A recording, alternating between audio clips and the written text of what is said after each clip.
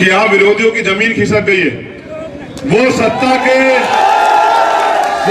के आगे नतमस्तक हो गए। जो यहाँ का अधिकारी कर्मचारी प्रशासन वो किस तरह सोच रहा है कि चंद्रशेखर यहाँ ना आए।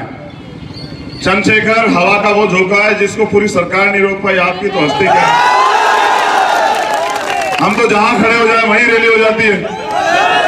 एक बच्ची हमारी 62 दिन तक गायब रहती, तब ये प्रशासन के लोग चूड़ियां पहन लेते हाथ में, तब ये नतमस्तक हो जाते हैं सरकार के आगे और ताकतवर लोगों के आगे, तब कानून व्यवस्था नहीं नजर आती।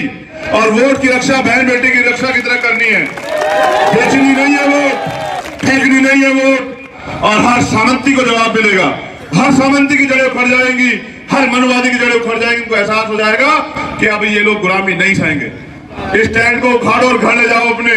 जिनको उखाड़ने की जरूरत है याद रखना, हम इस पे पक्का टेंट बनाएंगे। आने वाले समय में हम देखेंगे कौन उखाड़ेगा हमारे टेंट को। याद रखना इस बात को। इन्होंने जो अपमान आपका किया है हैदरगढ़ में, हैदरगढ़ की जनता से मेरी अपील है कि वोट की चोट से उसका जवाब देना। गरीबी किसी भगवान ने तुम्हारे भाग्य में नहीं लिखी है कि हमेशा तुम मोहताज रहोगी किसी चीज के लिए हाथ फैलाओगी। समय बदल जाएगा, गरीबों का भी राज आएगा। और वो समय हम लोग छीन के लाएंगे, लड़के लाएंगे, खींच के लाएंगे, लेकिन अपने लोगों को परेशान नहीं होने देंगे। वो दिन चले गए।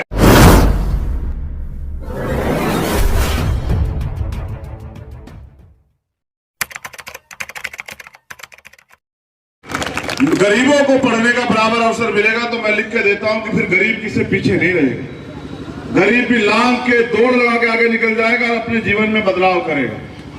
फिर सबके लिए मुफ्त इलाज, जैसे नेताओं को मिलता है, अधिकारी कर्मचारियों को मिलता है, तो गरीबों को भी मुफ्त इलाज मिले। पैसे कमी के कारण कोई गरीब अपने अपने परिजन को किसी को ना खो दे, इसलिए सबके लिए मुफ्त इलाज। कि कोई गरीब बड़े अस्पताल के सामने खड़ा होकर ना देखे कि अगर मेरी जेब में पैसे होते तो मैं अपने परिवार के व्यक्ति को बचा लेता। इसलिए सबके लिए मुफ्त इलाज आजाद समाज पार्टी आने वाले समय में सुनिश्चित करेगी। चाहे प्राइवेट में कराओ या सरकारी में कोई टेस्ट कराओ। उसके बाद नौजवानों के लिए रोजगार, माताओं बहनों के लिए 18,000 रुपए सालाना। उसके बाद टोल फ्री कि आम जनता की जेब ना कटे। पेट्रोल डीजल के दाम कम करने की बात हमने की। पुरानी पेंशन और प्रमोशन में रिजर्वेशन SC ST OBC के लिए सामाजिक न्याय समिति लागू की जाएगी। और ठेकेदारी व्यवस्था में दलित वर्ग के लोगों को, पिछड़े वर्ग के लोगों को, माइनॉरिटी के लोगों को आरक्षण व्यवस्था की जाएगी कि उनके पास आर्थिक सशक्तिकरण उनका मजबूत हो, उनकी जेब में पैसे और वो तरक्की के रास्ते पे चले। और मुझे लगा कि मैं जब जाऊंगा तो जाके आराम से अपने लोगों से बात करूंगा, लेकिन यहाँ का नजारा देख के पता लगा कि यहाँ विरोधियों की जमीन खिसक गई है। वो सत्ता के आगे नतमस्तक हो गए। जो यहाँ के अधिकारी कर्मचारी प्रशासन वो किस तरह सोच रहा है कि चंद्रशेखर यहाँ ना आए। चंद्रशेखर हवा का वो झोंका है जिसको पूरी सरकार नहीं रोक पाई। आपकी तो हस्ती क्या है। हम तो जहां खड़े हो जाए वहीं रैली हो जाती है। ये तो फिर भी हमारे लोगों ने तैयारी की है। देखो, मैं चाहता हूं कि सब लोग अपना काम करें और हमें भी हमारा काम करने दें। और अगर कोई सत्ता के प्रभाव में गैर कानूनी काम करेगा तो चाहे वो मुख्यमंत्री हो, प्रधानमंत्री हो या आम आदमी हो, फिर उसके लिए कानून बराबर, चाहे वो हम क्यों ना हो। लेकिन हम ये समझते हैं कि गरीबों को आगे बढ़ने से रोकने के लिए सरकार ने और विपक्षों ने पूरे इंतजाम किए।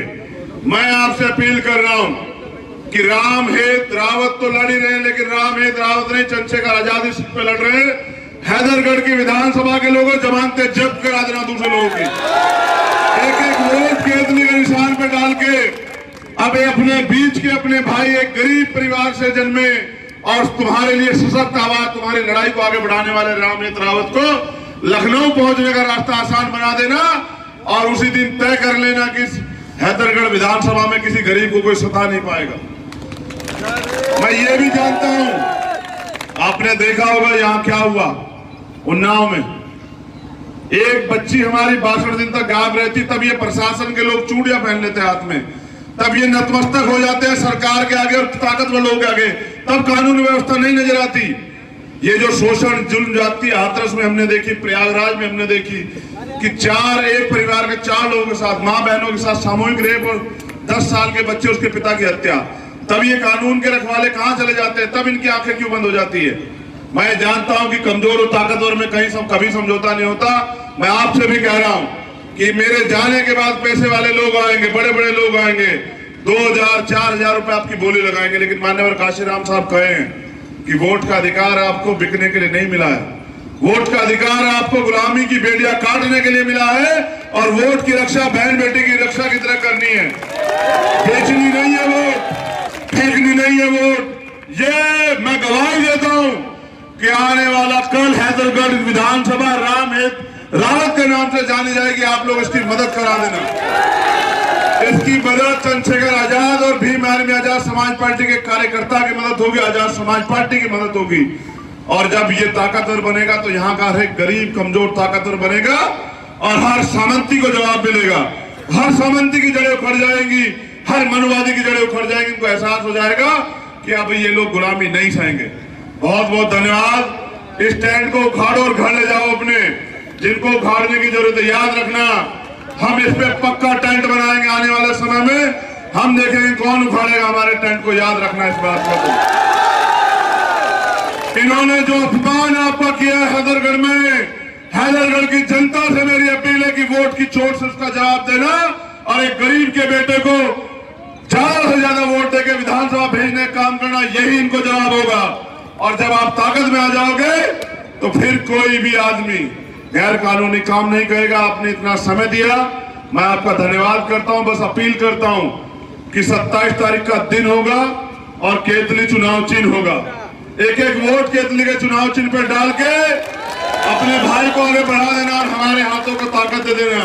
और अपनी माताओं बहनों से कहना चाहते हैं, गरीबी किसी भगवान ने तुम्हारे भाग्य में नहीं लिखी है कि हमेशा तुम मोहताज रहोगी, किसी चीज के लिए हाथ फैलाओगी।